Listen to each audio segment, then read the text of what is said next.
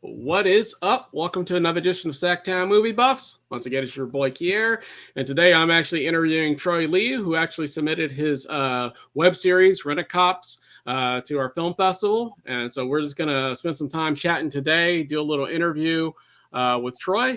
And I say, without further ado, I say we get right into it. so how's it going today, Troy? Oh, everything's been doing great here. How about Good, you? good, good. So yeah, we greatly appreciate you submitting your web series to our festival. I know you're also a filmmaker as well.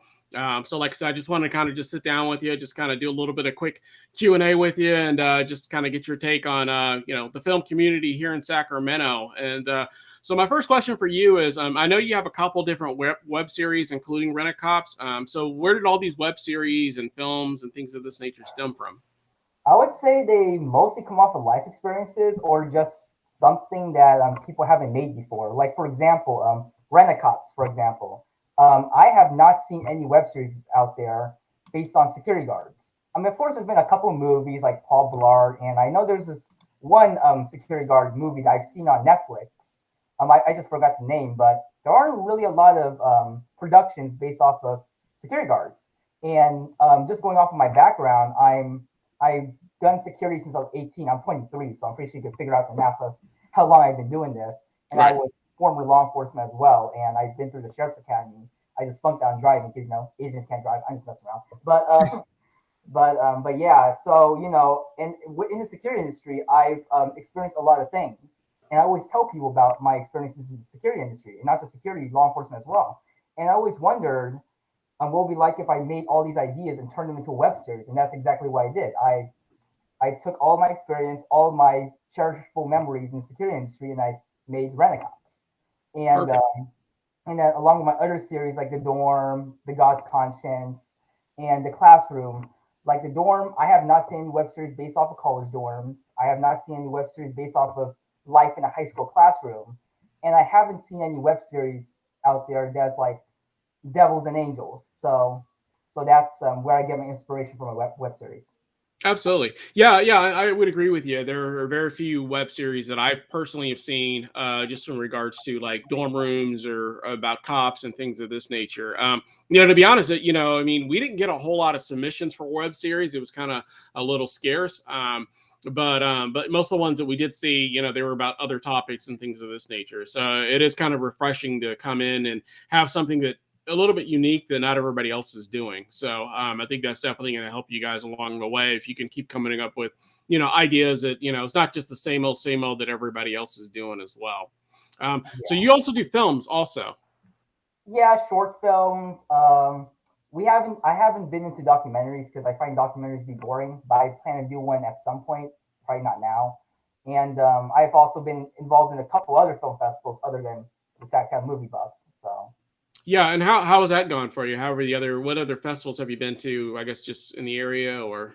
before SacTown Movie Buffs, I was involved in two other festivals. I've been given awards like semifinalists and awards from like out of state festivals, but the festivals that matter to me the most are the ones that screen on the big screen. Those are the ones that matter to me the most.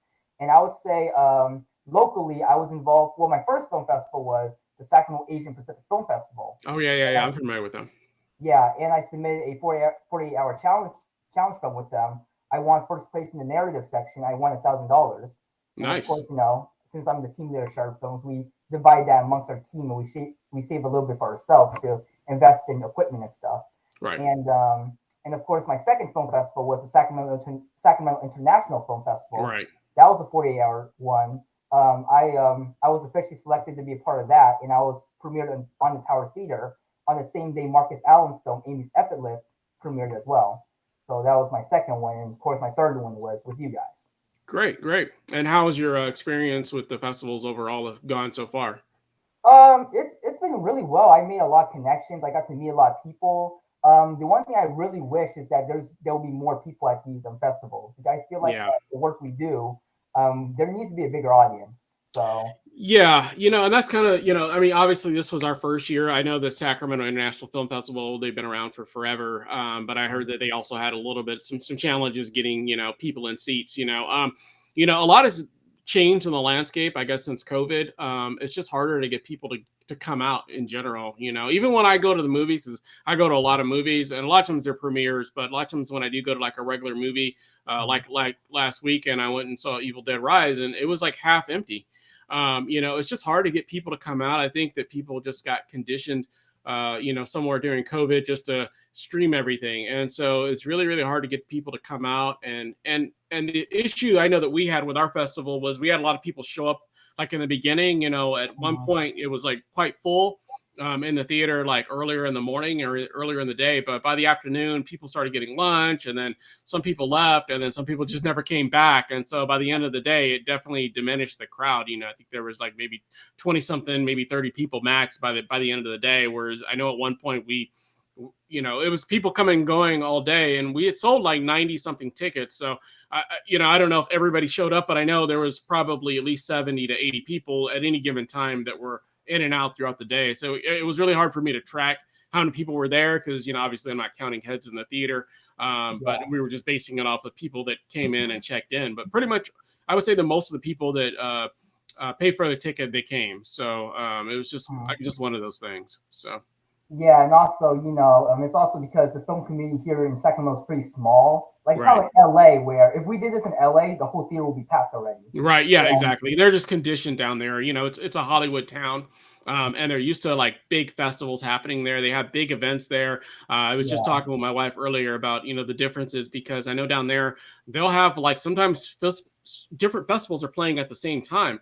And so it's kind of like Coachella, where people just kind of, you could go check out a film at one festival, and then you could leave and go to a different festival across the street and yeah, check out a different film. So it's a really good niche community, which is something that I'd like to see more of here in the area in Sacramento, and something that I'm personally going to try to help foster and grow here in the area, just to get more cohesive, groups between all the festivals. So hopefully we all can grow as a team, instead of right now we're kind of really isolated. So it's really, really yeah. hard to get information from all the other festivals, and I Mm. think everybody's kind of concerned that people are going to like take their people or take their films and stuff like that. And so it's really, really kind of isolated right now, but I feel like there should be a little bit more togetherness in the film community. So Yeah, because the point of my team, Shutter Films, because I run a YouTube channel called Shutter Films. Like, this Rent Cops production is a Shutter Films production.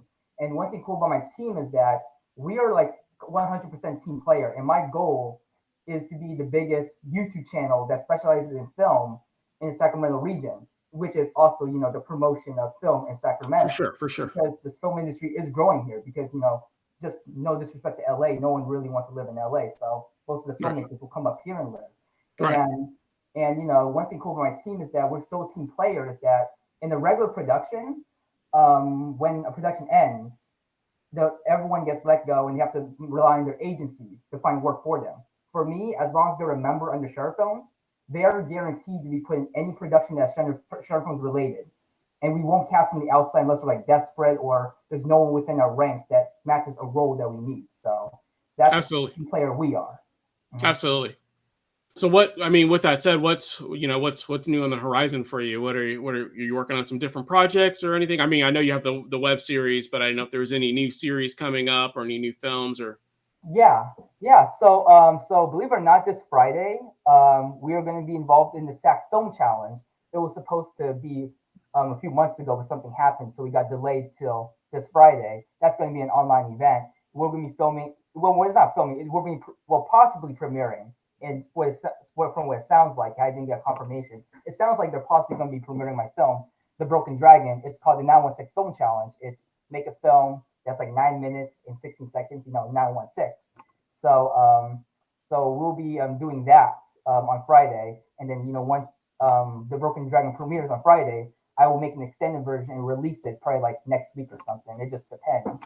Um, and then the Sounds next web series will be we'll be working on a Korean drama in June. We're gonna take May off because finals is coming up for some people, and some people are in college.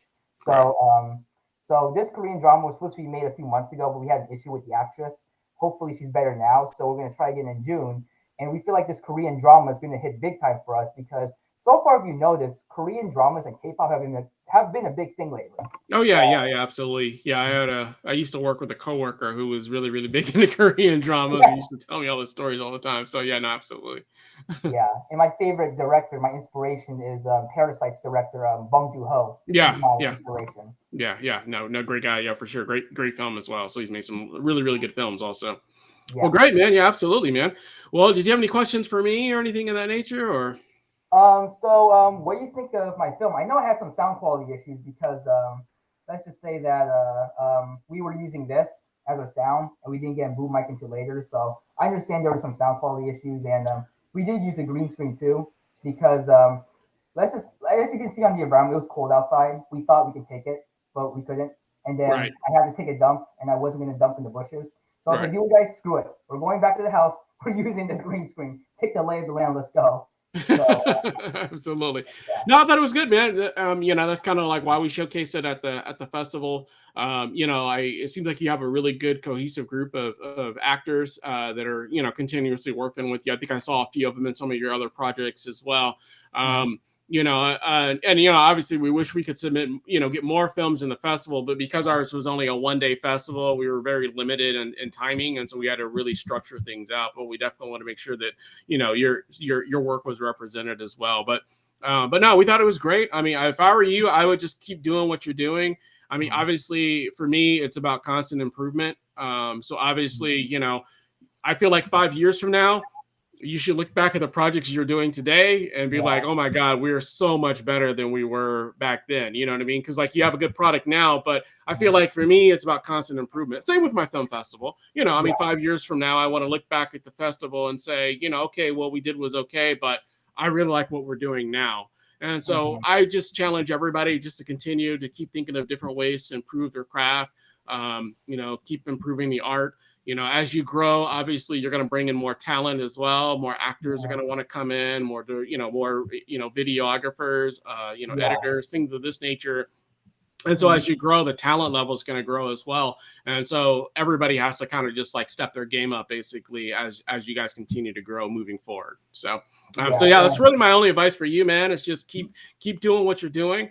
Don't yeah. stop. And I know Sacramento is not known as a big media town, but with directors and people like yourself, we can change that narrative. Yep. And so It's I a would team just actually effort. just what's that? It's a team effort.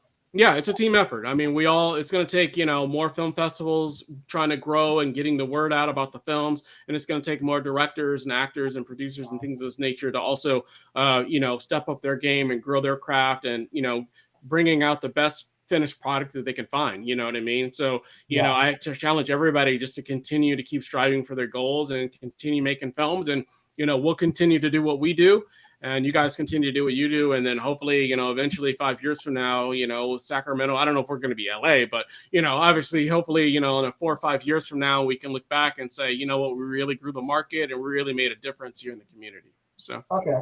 And another question.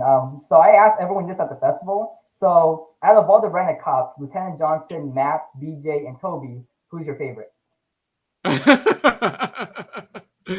um I don't like to pick favorites because I mean, obviously you're the star of it.